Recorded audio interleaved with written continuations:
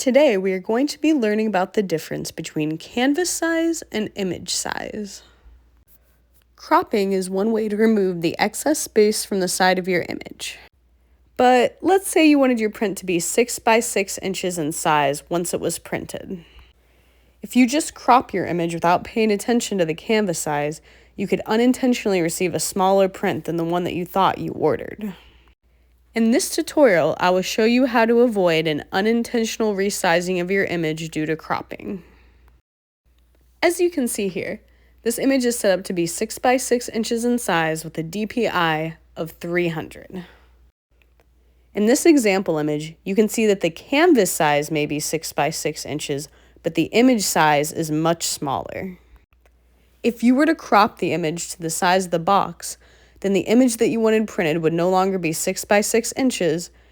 It would be estimated about 2.6 by 3.4 inches. Here's an example of what I mean by cropping. Cropping is the act of taking the crop tool in any image editing program and using it to crop the image and remove the excess space from the sides of the image. But as you can see, once we actually crop this image, it is no longer a 6 by 6 image. The dimensions are now basically cut in half. So, if we want to keep our image at a 6 by 6 inch size for printing, there is one technique besides cropping that we can try.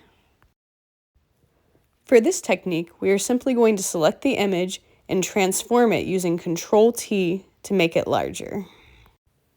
In order for this technique to work properly, you're going to need to be using a high-resolution image. We highly recommend using a graphic designer to design your image for you, or else using image editing software to create the image yourself.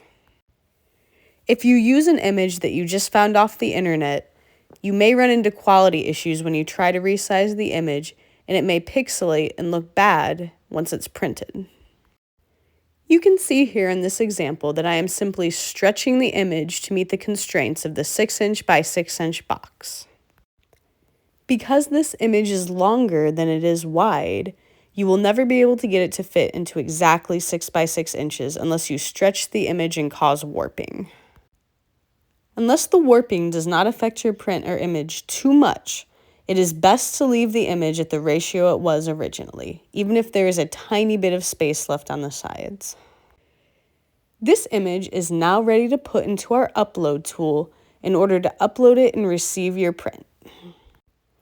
Since I just created a 6 by 6 inch image, I am going to select the 6 by 6 inch workspace in our uploader tool. And now once we select our file to upload, you will see that your image fits in perfectly to the 6 by 6 inch workspace, although you may have to manually move your image around and center it in order to get the program to not throw any errors. Before you finish uploading an image to our DTF Uploader Tool, it is crucial that you make sure that the image has a green box around it. There is a chart to the side to show you what the color of the box means. The box needs to be green to make sure that your image is getting printed at the exact quality and resolution that you intended. Now we can see what would happen if we tried to upload the cropped version of our image instead of the one that we resized. As you can clearly see with this cropped version, the image is no longer 6 by 6 inches. If you try to resize your image from this editor, you can clearly see that it will affect the DPI of your print.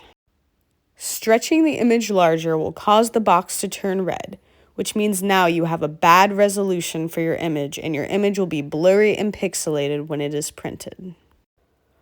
A quick lesson on the way DPI works. You can always make an image smaller, but you cannot make it larger.